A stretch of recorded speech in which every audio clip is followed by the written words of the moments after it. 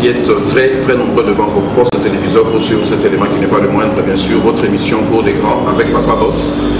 Depuis ça, il y a une caméra et Colombo Afrique du Sud et Koyatinakin, autour de la Bino Bateau, Bino Bozo réclamé. Alors, Tozanakin, depuis quelques semaines, nous avons mis la main sur cette artiste que vous avez tant réclamé. Bien sûr, elle a marqué vos cœurs et vous avez aimé ce qu'elle fait. Et vous avez tenu à ce que Papa Boss n'atia le boko sur l'artiste. De sorte que, dans la Cape Town, dans la Johannesburg, Durban, Pretoria, partout en Afrique du Sud, tous les gens ont bien. Vous savez qu'il y a des moments, l'artiste Moussousou, moi, il y a pour présenter Bango Sous-Souté, c'est-à-dire qu'il y a déjà un produit présenté. Parce que dans la Comic King, ce n'était pas trop difficile pour moi de découvrir cet artiste, parce que déjà, les gens me parlaient d'elle. Avant que tu aies déjà qui elle est. Alors, ce que moi j'ai fait, c'est quoi? J'ai commencé à me renseigner auprès de Bateau Bayebiye. Est-ce que vous avez maman? Mais les gens m'ont dit que ce n'est pas trop compliqué. C'est une dame qui travaille très bien, qui a une vision et qui fait du très bon travail. Et ce n'est pas trop compliqué de la trouver. D'autant plus qu'elle est managée par son propre mari. Cet homme qui se donne totalement à ses services pour valoriser le travail de sa femme. Ce sont des hommes rares. Vous savez que nous sommes dans une société où lorsque un mari supporte la vision de sa femme, lui-même l'homme dans la vision, ce sont des choses qui n'arrivent pas à tout moment. Alors il s'agit bien sûr de Maman Pala Omeonga qui n'est plus à démontrer. Très bientôt vous allez la découvrir sur vos petits écrans avec la dextérité de quelqu'un. On a bombina dans l'ombre à semi caméra, de sorte que tout ça quelque part, mais la moi biloko mais tout sur la peine à mer, de sorte que ma solé est à ma propre. C'est un grand restaurant ici à Kinshasa, mais dans le Bélabino avec le temps. Mais pour l'instant, ce qui nous intéresse plus, c'est notre artiste pour qui nous sommes déplacés de l'Afrique du Sud jusqu'à Kinshasa pour la découvrir. Bien sûr, il s'agit de Maman Pala Omeonga que vous découvrez sur vos petits écrans. Bonjour maman. Bonjour papa. T'as là maman faisant face, le béla on non Isaïo. De la pestilence de Cognos Afrique du Sud, la pestilence de la Congo la Yesu. Les bandeko nyonso ya mokili baoba kozwa ngolu ya kolanda biso tika ete nzambe apambola bino na mokolo ya lelo eza journée moko extraordinaire mpona ngai mpona yebi ete nzambe asangisi biso na mosali na ye Papa Boss eza hasard te bien aimé soki ozwi biso na mokolo ya lelo yeba ete nzambe alola akotika yo pamba te aza na eloko moko ya motuya oyo okozwa yango na nzela ya émission na biso ya lelo. Nzambe apambola bino, Nzambe abakisela bino ebele, Nzambe apesa yo oyo eza désir ya motema na yo na mokolo ya lelo. Nzambe apambola yo. Merci. Merci beaucoup Maman Pala Omeonga. Donc nous sommes dans cette phase Yako Lobela Batu qui est réellement Maman Pala. On dit que non ma solo betamaka. On dit que non ndenge ya ba recherche na ngai. Ma solo biso toyoka que non maman moko na kisasa mota ma passa ila dana une fois deux fois kindaga. Ezayo. Donc ma solo boyoka wana maman oyeyo.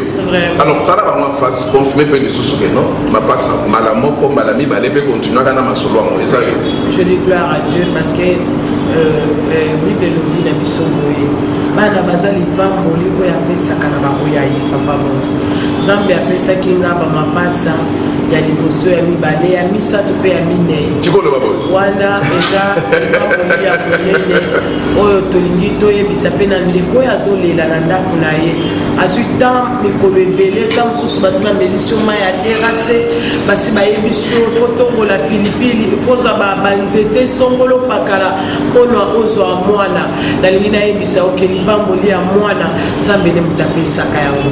Nzambe apesaki ngai lolingi apesaki nga aza capable ya kopesa mpe yo tika kolela pangusa bisoli na biso nzambe kino lelo azosala yango nde banzembo na nga nalobi utele bandeli ya mokili osalaki makambo akokamwa kino lelo ozali kosala utane bandeli ya mokili Yesu osalaki makambo akokamwa kino lelo ozali kosala yawe tango vandaka kimia ozalaka na makoki nyonso osalaka oyo elingi yo. Peut-être okutani na silence nzambe okoti libala na lozwi mwana te eza te ke nzambe azoyoka yo te azomona azoyoka mazozela ntango yango ekoka. Wow. Mais oyo ezolekela biso mama so il faut totia mwa parenthèse moke place wana c'est que soki moto alinga bota mapasa so alinga ka conseil il faut ayeba na yo bosekela mapasa yango donc yondo okontrôle bien na mboka oyo talaka mboka oyo Congo moto akontrôle masolo mapasa mama oyo donc abeti une fois mapasa deuxième tour mapasa troisième mapasa quatrième mapasa mais alobi esoki mpe nanu te donc so moto alinga azwa masolo mapasa wana soki nasololi na ingénieur na kuzu so nasoli kaka na papa nakuta bino papa omeonga olobi nini oza comprendre donc po papa alobi énergie eza nano oza comprendre donc c'est cla mapasa koyeka otuni na couple oyo bakoexplike yo basala nini mpo babeta 4 fois mapasa alors bon voilà ça c'était juste cette petite introduction. Et puis vous avez suivi cette exhortation de Maman Pala Nenga Pesibino Lobi ata soki na nozuite lelo zala calme nzambo apesa akopesa po yepe aleka na masolo ngo elle est elle-même le témoignage de Dieu dans masolo ya Kobota. Voilà maman maman yo meli moi muke c'est que na lobiso mingi na lobiso trop bien non to lobite maintenant c'est la mission to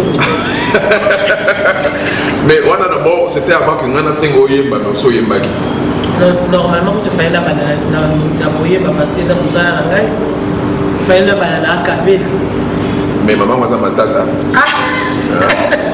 il fait la banana capella non ko banano batenga na za journaliste était papa yo ndo za journaliste ne follow ba ngapenda bato fo bayoka ya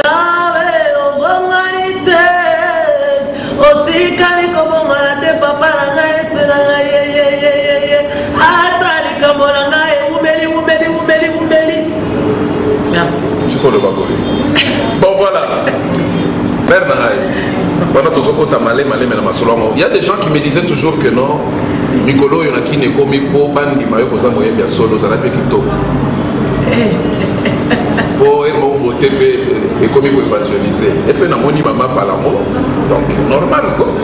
Alors quand on vous dit que non mama paloza kitoko lobaka et puis seulement lolendo moko boye te moko boye omona neti oleki basi nyonso ya kini non eza vraiment important te parce que maman voilà j'espère que nazi monanga ya komama bato bayoka lisolo na ngai nautaki na kata kokombe tolu bakata na zineti oshakolata eteni ya likuta ya mama donc poso nzoto na ngai eza mafuta ya mbila de babandaki kopakola ngai na ntango wana donc beauté eza expression oyo moto akoki kotiela yango lolendo te parce que nzambe nde moto apesaka moto kitoko ya nzoto soki boyoki na album na ngai oyo ya kosa nzambe nalobi na salle d'attente esika ezalaki te na liso audience kombo ezalaki te mpo na ngai soki ezalaka mpo na kitoko ya nzoto to niveau ya etite balingaki kopona ngai te donc juste pour dire na bana na nzambe ke beauté oyo oza nango eza mabele parce que eza na bato oyo baleki yo na kitoko baleki mama mpana na kitoko na mosika me bakota deja na mabele papa bos soki toza na pema na bomo yo moto oza kitoko oza na pema na bomo eza ngolu eza grâce na nzambe donc ça ne sert à rien ya kosala lolendo beauté ya nzoto ekoki koévangéliser te parce que okomona moto mosu aza ne vilain mais oyoki makambo ezobima na monoko na ye tu sens que ça c'est vraiment ce Dieu. La Bible dit que Jésus-Christ n'était même pas beau, il n'était pas attirant qui battait, mais c'est lui le sauveur de l'univers. Il y a solo. mais ngai sikoyo nga en tant que mutu na bakisho na lobi non donc wana je merci Nzamba zo luku parce que yende nazoli nga oloba merci Nzamba zo luku donc merci mama pala oza kitoko merci papa boss Nzamba zo ozo yeba pe kitoko Nzamba zo olati pe kitoko Nzamba zo oza pe na mobali kitoko Nzamba zo Nzamba pe so pe bana kitoko Nzamba zo. Voilà, merci beaucoup. Alors, j'aime beaucoup maman.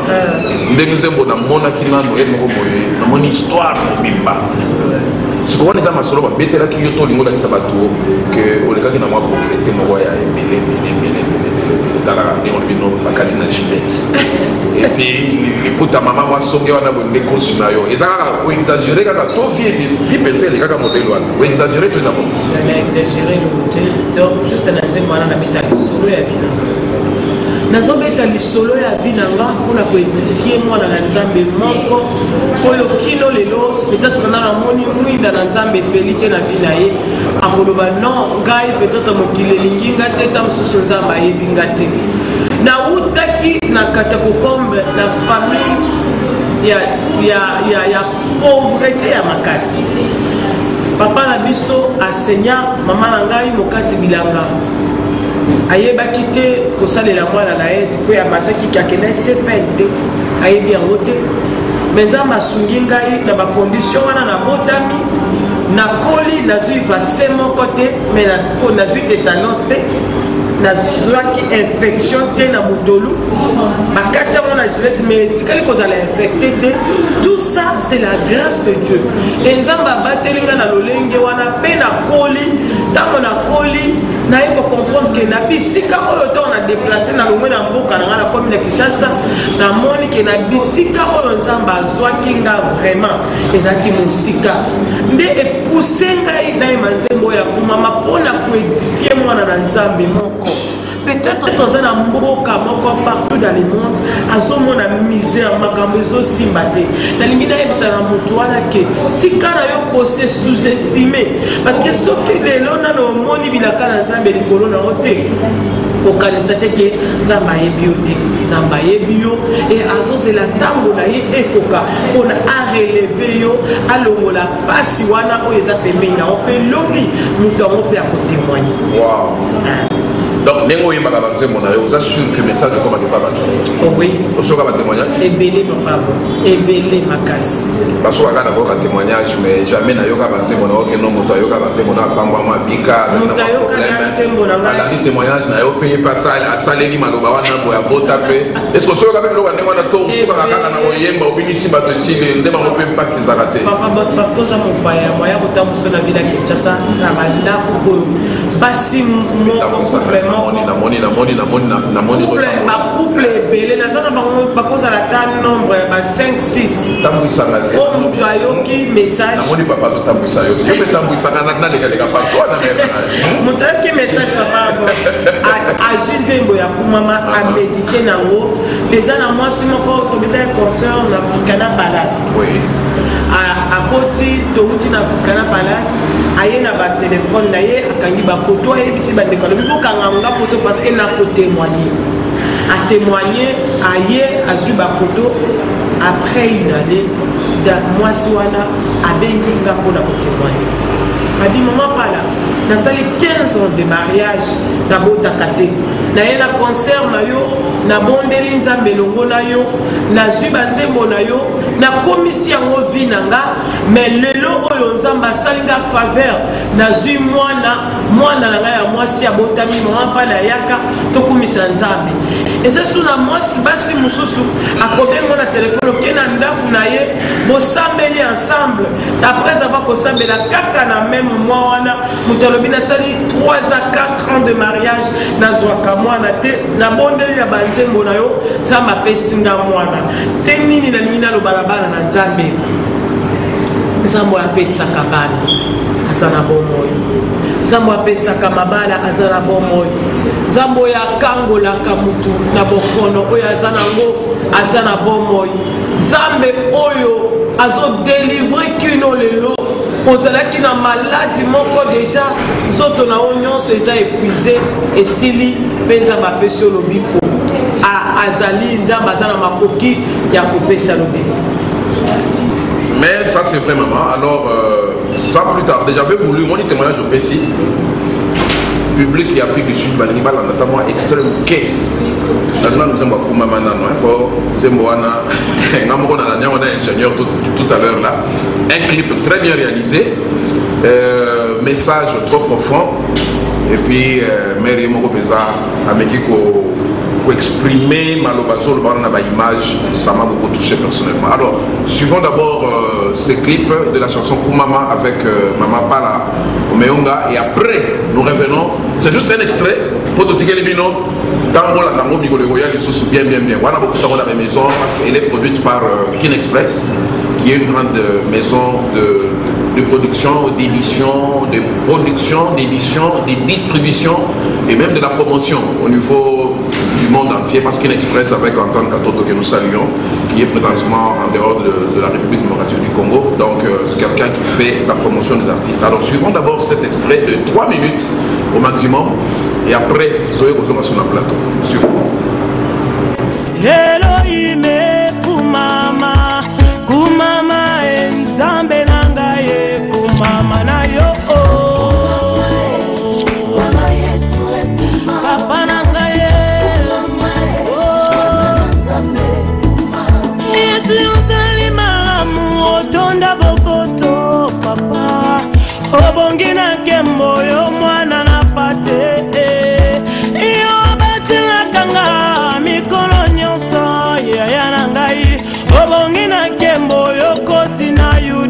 Kumama na yo, Yahweh nanga ye, ngai na benga kayo, champion du ciel, Yesu avoka malamu, Yesu dokotolo, ngai na benga kayo, général ya ba généraux, nalingi na mona loboko na yo, Kumama na yo.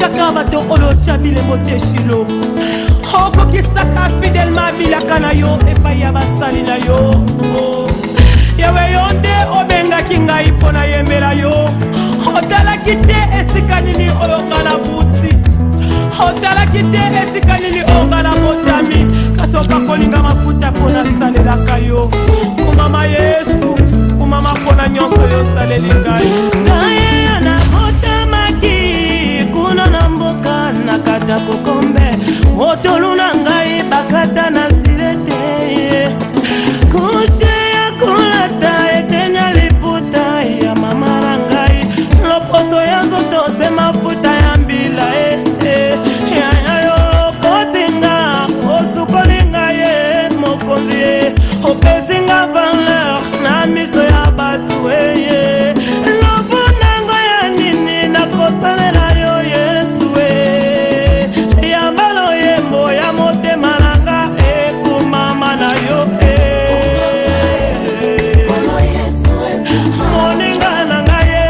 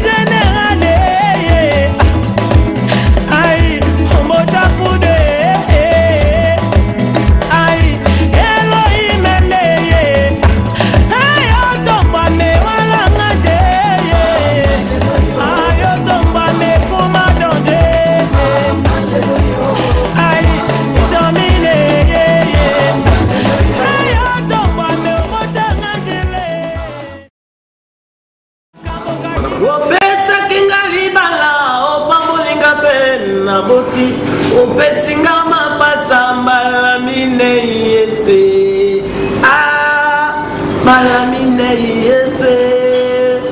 Papa boss wana bazaye mapasa balamisaki. Clip ya Malamine Yesu ya bien-aimé. Calamité lokola soko ki na nzemba na lobi na kanisa ki esuki wana. Donc nzamba za toujours ba surprise agréable. Donc ici comme il a monté suki les animaux. Donc j'ai raison de dire que suki na noté yo ko kanisa ki suki na 4. Oh non hein? Na kanisa ki suki na 3. Oui, mais au 4e fois. Suko yo pe suko yebi que non au suki na 4e. Et Seigneur a bien noté. Bon, na ngina ipsa kama tu mwanzo na kanisa. Akanisi ba faire na yendenge bebi wana isuki wana. Les suki wana te. Zambo ya renouveler à renouveler les vignes au pe makamuna. Waouh. Merci beaucoup. Je crois que le message même arrive même chez Bénédicte. Cette servante ici au restaurant là, elle m'a dit que non, on pas ça mini. Non, ce que nous avons pas ça. Kutana maman parle au meonga. Bénédicte, après maman parle au meonga. Papa, il m'a dit qu'elle aime aussi avoir des jumeaux dans sa fille. Donc c'est une grâce. Alors cet album, tout tu connais pas pour maman, version autonomie. C'est le premier album. Non, on a un deuxième album. Premier album Pébana. Premier album, vous avez album ya Ozana les Koumeni. Naïma qui vit jusqu'à la fin, na quitté là.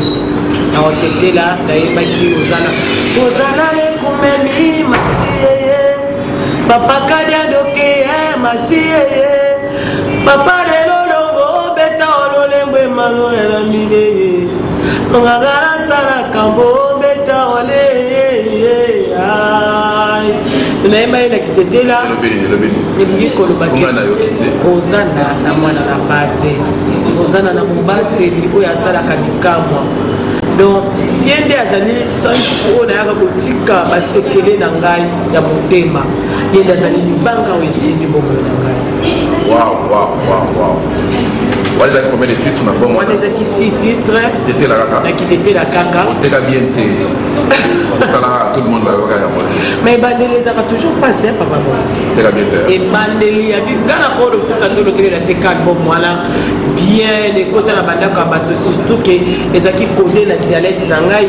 Mais Bandeli ko na batete la o bazana mokili mais je crois que ba yeba. Ana le mochemi yaka.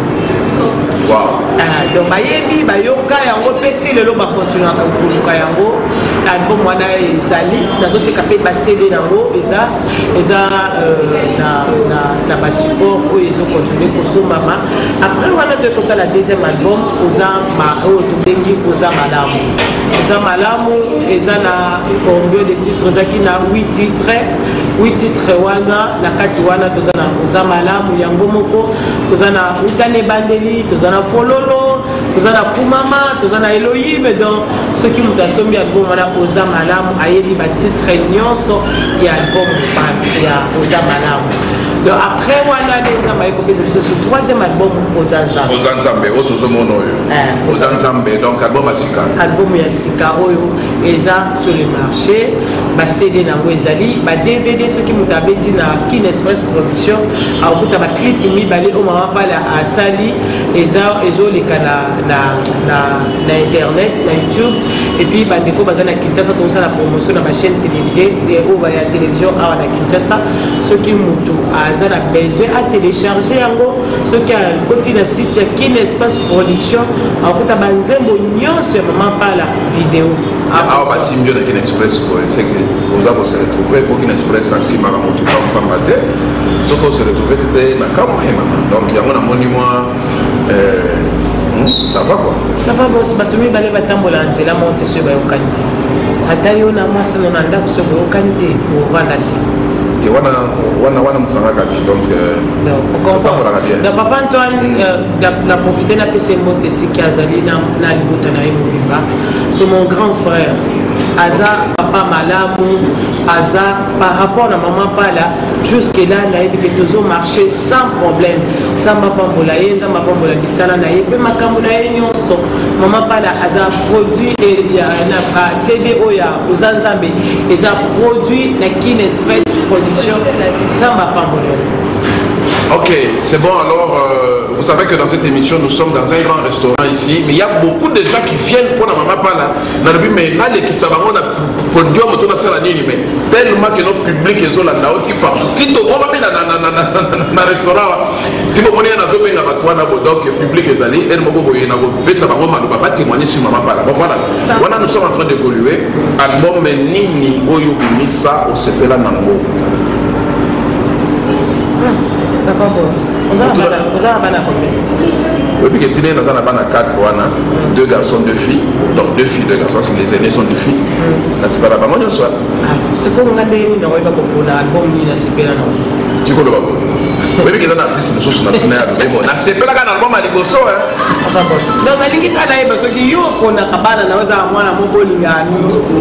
Wana nyonso ezali musala onza mbape singai napsoma na ngolo baki album o na sepeli na ngome na kata album wana sepeli singande et sepeli si ba téléspectateur donc na kata banzemo na popo na peke ntembo ndenga na nyango mingi mais na ndeko moko nzemo nga na zone négligé wana be ye ekota ye akutana na nzamba à travers nzemo wana donc na kata ba album na nyonso misato na linga ngo tellement que na parce que ça dit pas mboli ko nzambe. Alors, Nzembo Nini, chanson phare na bomo yo Zanzambe. Yemba mona na ça va titre. Nzembo c'est la yemba. Yemba na. Wana zo chagane. Wana bacho beza caméra en face. Yemba na Nzembo c'est la mingi na album Zanzambe. Tam songa na mona na chanson phare mais ça chanson phare. Mais kana Nzembo moko. C'est lui il s'est rendu bien. So il s'est rendu bien. Yemba Nzembo moko na katia. OK, là ça va. Voilà. Makamo kela maele ya bato Yesu epana yo ezi ya no ya ofele bokono yesi siminganga maele Yesu epana yo ezi lobiko ya ofele atala kodambola na zera na kufanga na kobangate mola na zera na zube na engadini ngana yebi ete osiminga Yesu na loboko na yo mesalanga etondi meke na biloko yo pesi ngai mesalanga etondi meke na bavisa ya mboka nyonso awe osopi mafuta na moto nanga mpona salelaka kase yo jomashire bomengo na ngai richesse na ngai nyonso naza na ngoyo nopesaka ngai yawe. Voilà, ça c'est Papa Boss. Masolo on va continuer. Donc émission où ils allaient solo na mais j'avais voulu quand même que nous mettions d'abord une petite pause dans cette émission. Bon, on a nous quelques gens qui ont témoigné parce que je posais tout à l'heure la question à maman. Est-ce que Banzé Monayo va passer pour la Ranamo? Est-ce qu'il y a des témoignages vivants des gens peut-être qui n'avaient pas la maternité mais qui ont commis la maternité à partir de la témoignage n'est pas Banzé Monayo? Alors, suivons d'abord quelques personnes que nous avons prises par-ci par-là. Pas témoigner, Boyo Kabon après Tozonga. Parce que cette émission, je veux qu'elle soit une émission bien soudée spirituellement, qu'il y a un message et qu'il y a une vision, parce que nous recherchons quelque chose derrière ça. Kalaté, au monde à maman en Afrique du Sud, pour des tournées, bien sûr, promotionnelles, il y a l'album Naé et surtout un grand service spirituel qu'elle va faire là-bas.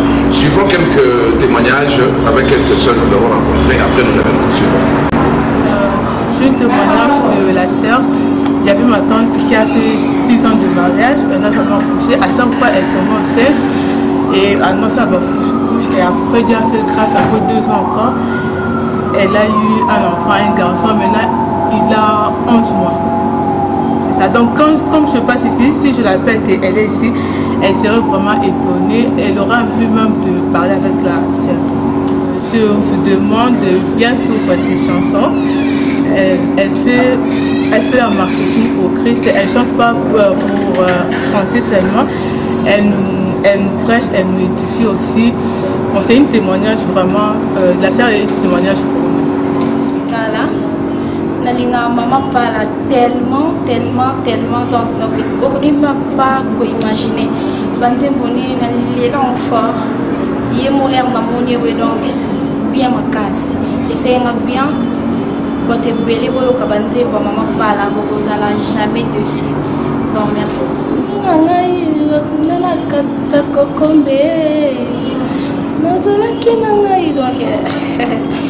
Bien. Nalingaka Maman Karine Libala, c'est une dame qui chante bien. En tout cas, surtout Nzembo, j'adore ça. Nalingaka tellement, en tout cas, évolué Bongo. En tout cas, Difiaka Makasi, Nalingaka, je l'adore.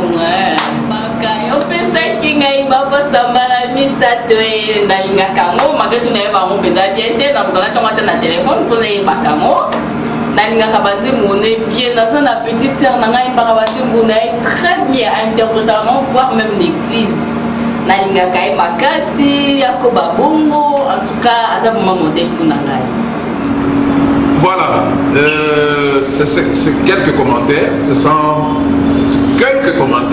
commentaires dans cette émission. Voilà, permettez-moi ce terme. C'est pour dire simplement que non, Bandeko va témoigner.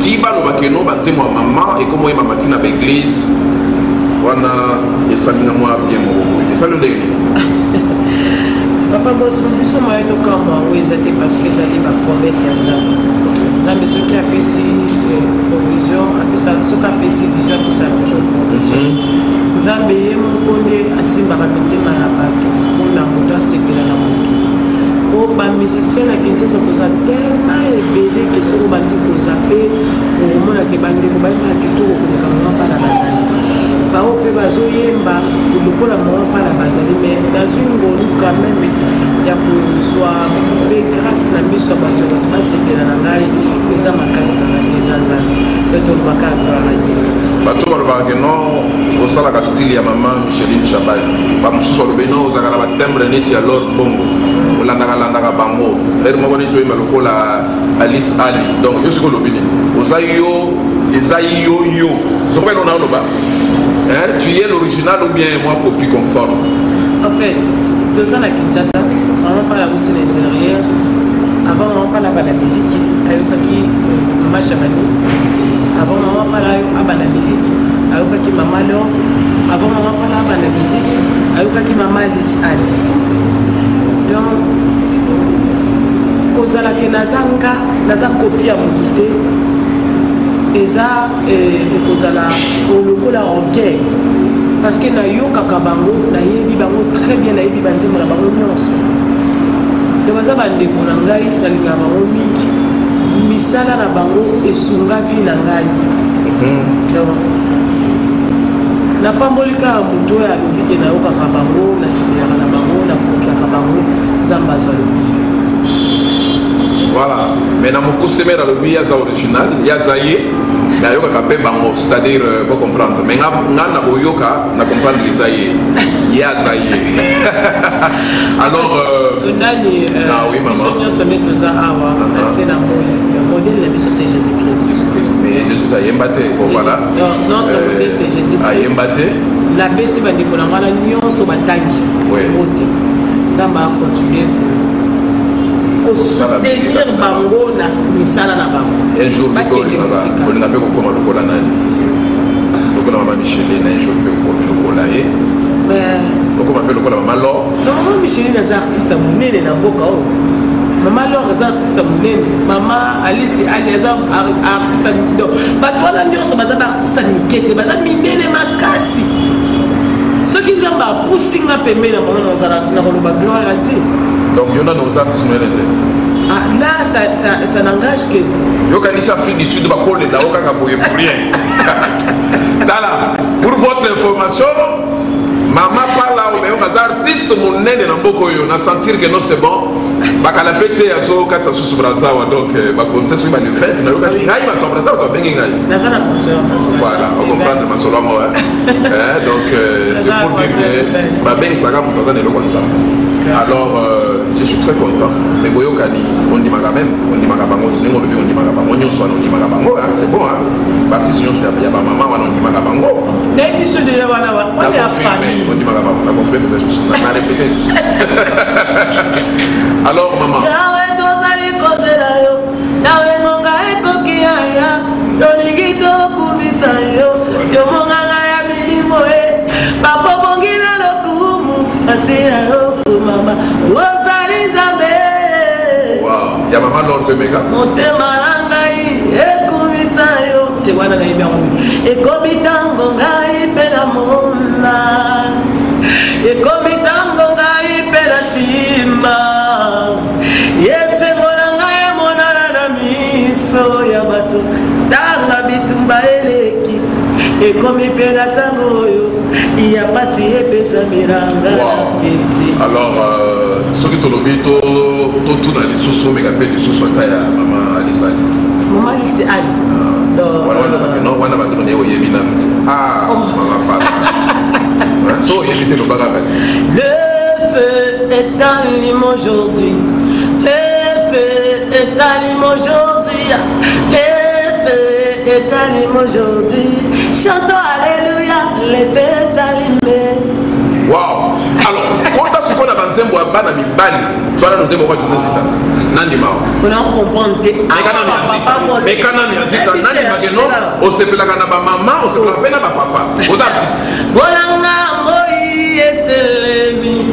Ola Congo moi etelemi.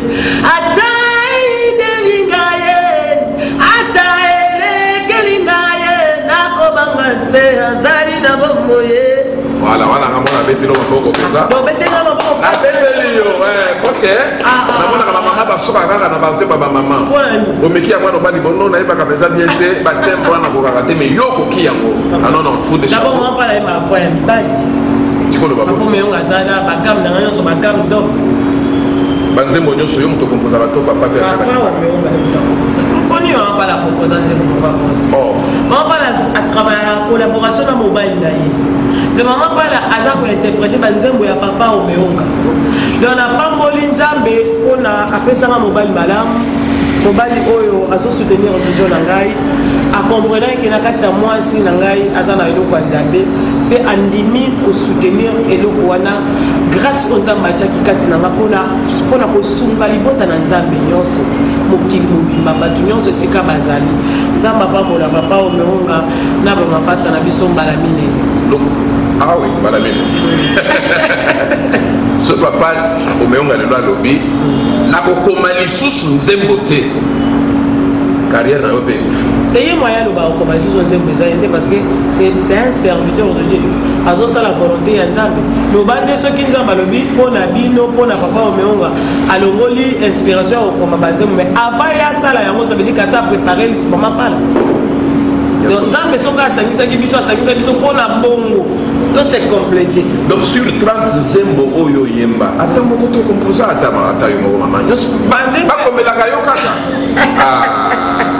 Banzembo ya kitete la eza ba inspiration maman pas la arrangement na papa omeonga ma composition maman pas la zone chama baloba papa omeonga zo tala toujours bisango ensemble.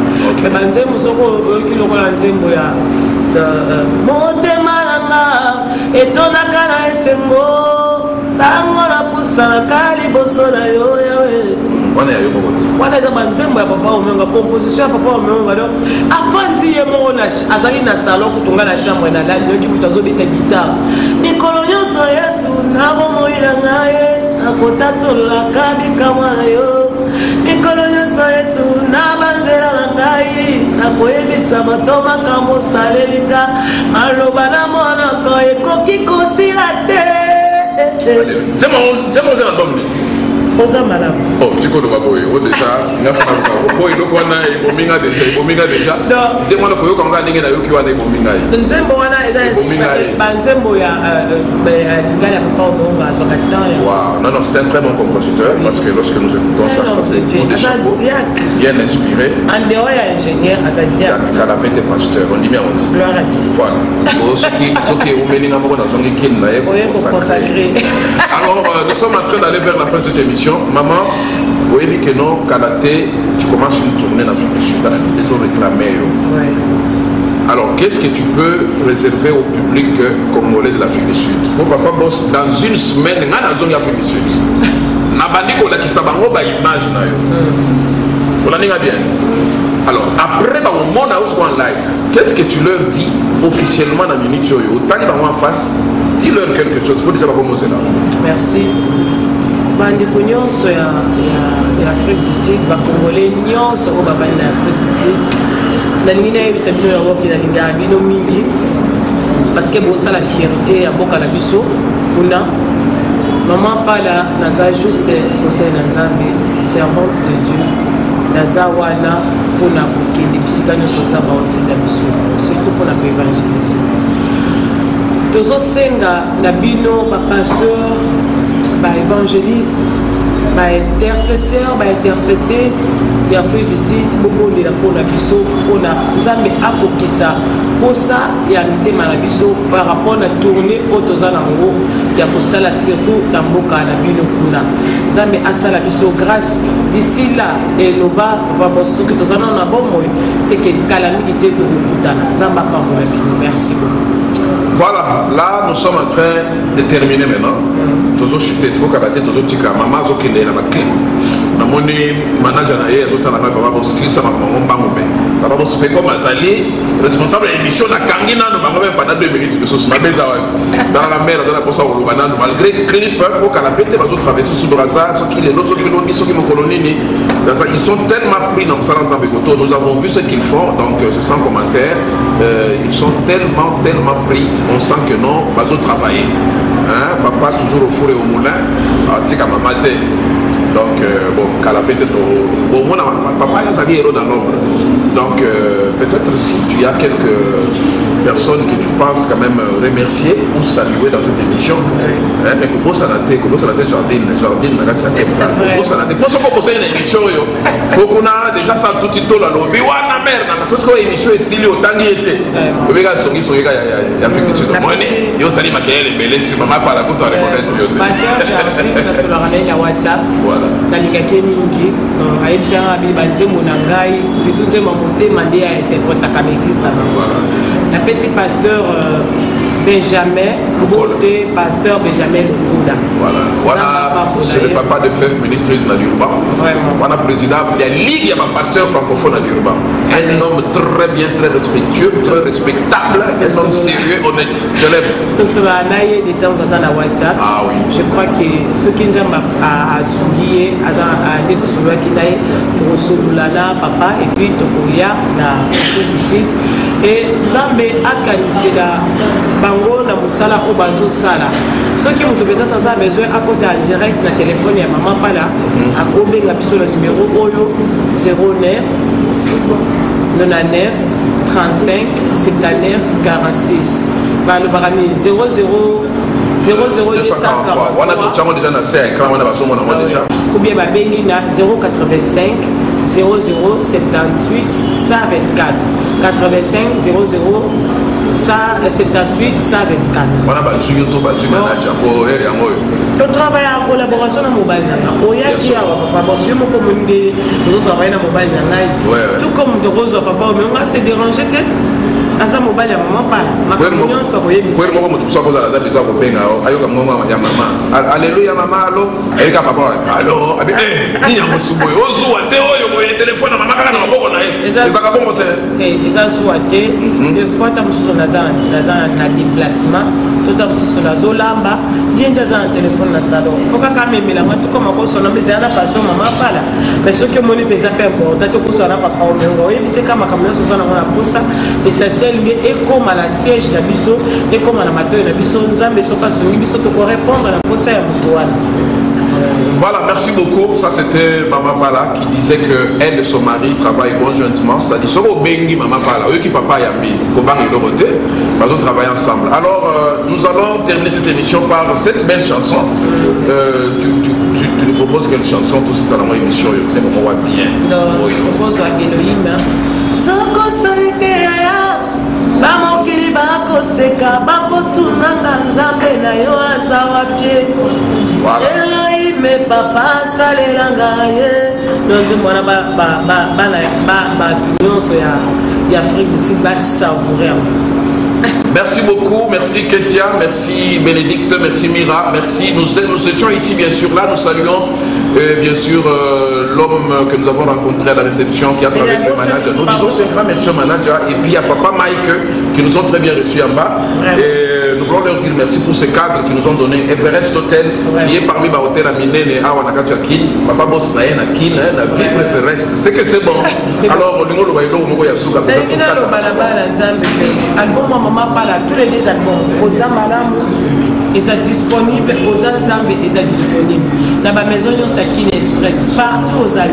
Dans mon Kilmobi, ici, quand on fait, ce qu'on a besoin de CD à Maman Pala, ok, dans ma maison, Kin Express, tout comme on combien dans ma téléphone, ma go somelo na Kinshasa, ou bien au côté, na YouTube, au télécharger en gros, la Kin Express Production, ou dans la audio, dans la image, nous sommes Maman Pala, Isaïe. Merci. Voilà, merci beaucoup. Bien sûr, c'était Papa Boss depuis Everest Hotel ici à Kinshasa dans cette émission Cours des Grands.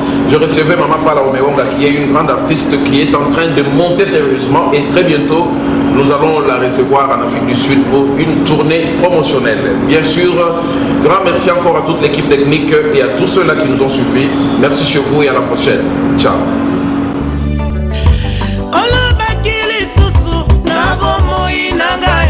Bakobundisanga kasi bakolonga te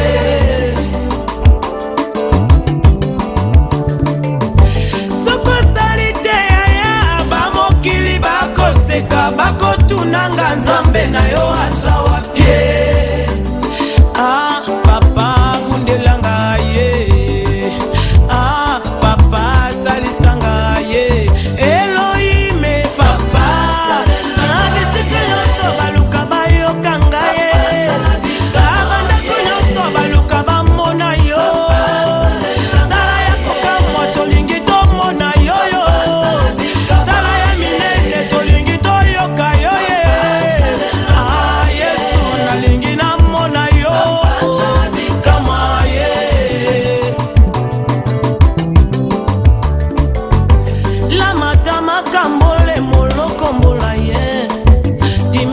Kambe katoni wata